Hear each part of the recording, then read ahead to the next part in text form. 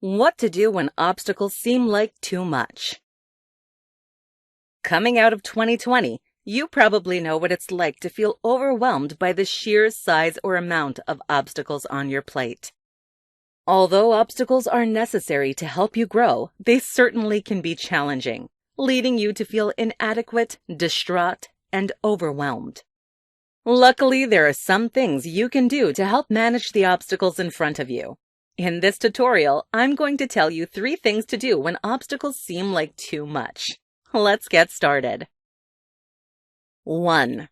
Take a deep breath. Whenever you begin to feel overwhelmed by obstacles, your body will likely show some physical signs. For example, your chest may become tight, breathing become more rapid, and bodies start to shake. Although these physical signs are not in and of themselves dangerous, they can pose health risks on down the line, and they aren't comfortable in the moment. Instead of dwelling on the obstacles you feel overwhelmed by, simply take a deep breath. Take a couple deep breaths if you need to. Simply breathe in and out to relax your body and give it some much-needed oxygen. Breathing deeply will lessen the feelings of anxiety that come with feeling overwhelmed by your obstacles. Breathing deeply is also just good for your overall well-being. Aim to make your exhale longer than inhale for optimal results. 2. Focus on what you can control. Whenever people feel overwhelmed by their obstacles, it is likely because they feel out of control with their life. As humans, we want to control everything. Obstacles remind us that we simply are not as in control of our lives as we would like to be.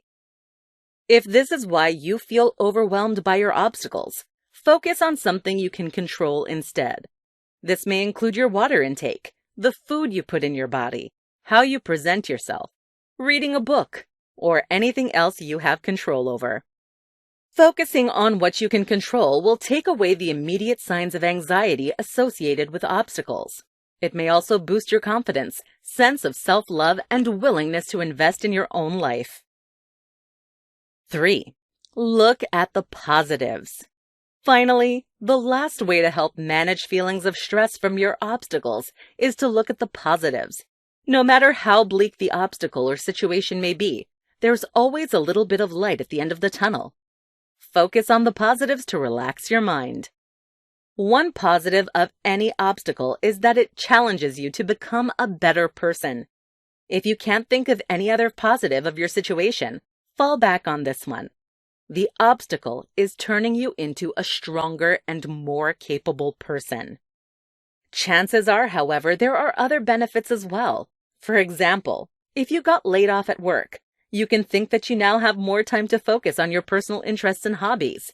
Though this won't take away the sting of getting laid off, it will make the sting slightly more tolerable. Whenever you look at the positives, you aren't just rejecting the bad. Instead, you have a much more realistic and adult view of the situation, which involves both positives and negatives. Final thoughts. Next time you feel overwhelmed by your obstacles, take a deep breath. Focus on what you can control, or look at the positives. Better yet, try a combination of all 3 techniques to help you calm yourself down and approach the obstacles more rationally once again.